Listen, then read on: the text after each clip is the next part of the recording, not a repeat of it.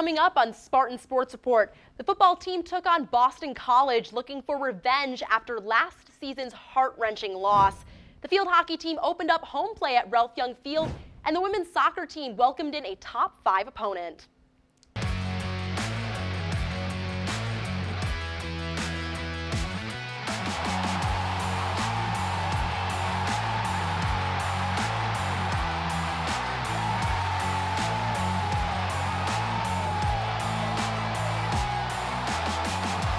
Hello everyone, welcome into show 1 of Spartan Sports Report. I'm Jacob Maurer, joined alongside Olivia Kalinsky. And Olivia, as they say, we are back. That's right, Jacob. Students are back on campus, fall sports are in full swing, and hey, even the squirrels are excited to be right here in East Lansing. Yeah, who doesn't love the squirrels? They were running around trying to catch all of this fall sports action for MSU athletics. And with that, we will start first with Michigan State football.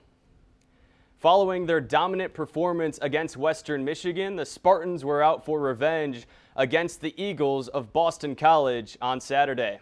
Off the back of last year's defeat in Chestnut Hill, Michigan State had its sights set to get even with the Eagles in a primetime matchup at Spartan Stadium. Nick Marsh embodied this mindset early, powering his way into the end zone, carrying, count 'em, 3 defenders with him for the game's opening score. But Boston College would wake up offensively. Dylan Lonergan threw 3 touchdowns in the second quarter, including this one to Reed Harris to give the Eagles a 21-14 lead at the half. Coming out of the halftime break, MSU would get back into the contest quickly with this 41-yard bomb from Giles to Marsh to draw both teams even at 21. After trading field goals in the rest of regulation, the Eagles and the Spartans entered overtime tied at 27.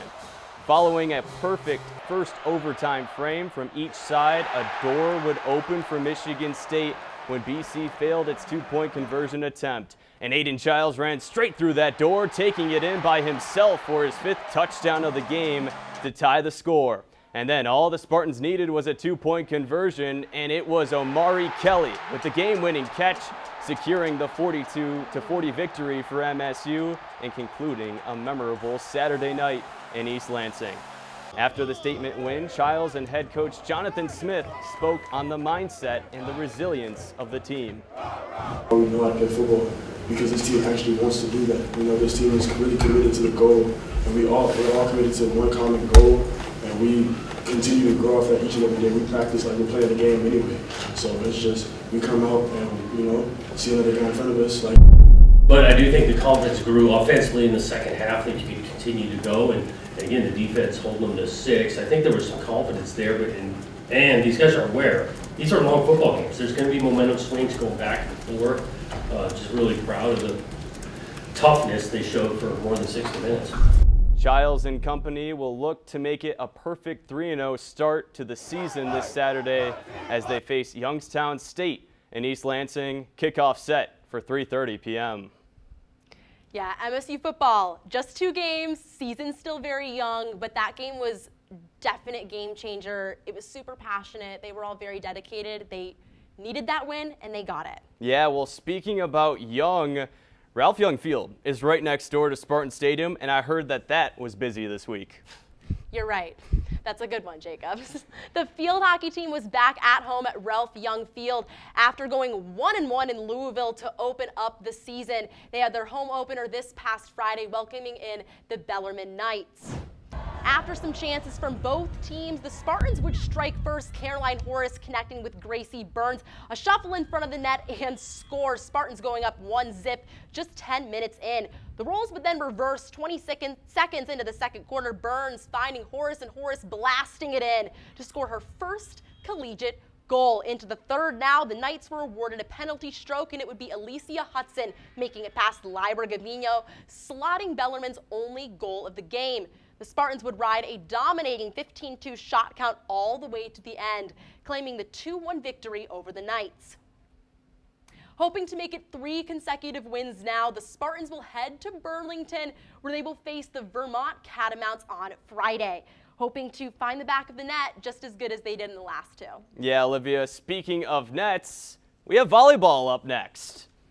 While field hockey was at home, the women's volleyball team hit the road to take on two non-conference opponents. MSU first faced Evansville and were led by outside hitter Taylor Hold'em for a total of 16 kills to secure the 3-1 Spartan win.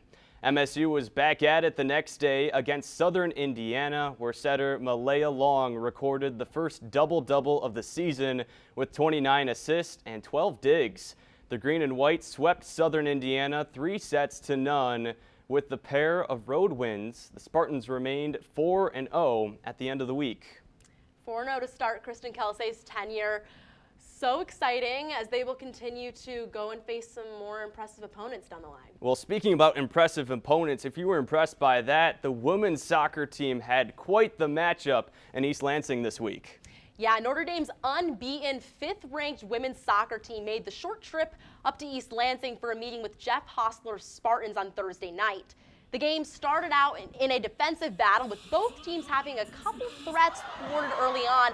MSU's Kayla Briggs with a hard-fought attempt against the Irish Sonoma Kasika, swatting it away to keep it scoreless. And it looked like goals would be hard to come by, but Annabelle Chukwu heading it in. Goal number 1 for Notre Dame 25 minutes in. Down 1, MSU looking to regroup. 2 minutes in, Chukwu to the top right of the net in the second half, passing straight through the MSU goaltender for number 2 on the night. Moments later, this corner kick redirected by guess who? Chukwu into the net for the hat trick. 4 minutes into the second half, Spartans down 3-0. But those 3 goals would be all she wrote as the Fighting Irish completed a 3-0 shutout over the Spartans on the back of Chukwu. The loss marked the first time Hostler's squad has lost back-to-back regular season games in his entire 5-year tenure. And it also snapped the Spartans' regular season home winning streak of 17 games. But Michigan State will look to regroup, work on some things before traveling to Rutgers on Friday for its Big Ten opener. Yeah, you mentioned work there, and for many of us who do work, we had last Monday off for Labor Day, with the exception of the Michigan State men's soccer team. The Michigan State men's soccer team kicked off last week against the Detroit Mercy Titans on Monday.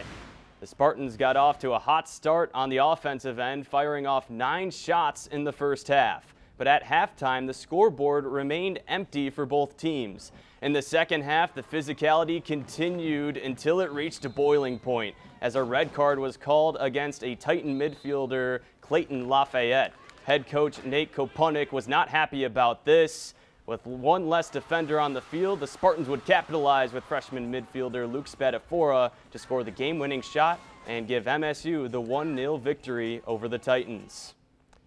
Following the game, Spadafora was named Big Ten Freshman of the Week, and this win also marked a milestone for head coach Damon Rensing after he earns his 150th career victory. 150 wins, Olivia, that is a lot. I can't think of many more milestones better than that. Well, Jacob, if we put our thinking caps on, let me tell you, 151 would do it. And MSU looked to go get win 151 for Rensing out in Ohio facing Bowling Green, taking on the Falcons under the Friday night lights. In a chippy matchup that included 6 total cards between the two teams, MSU ultimately fell 1-0, despite outshooting their opponent 16-7.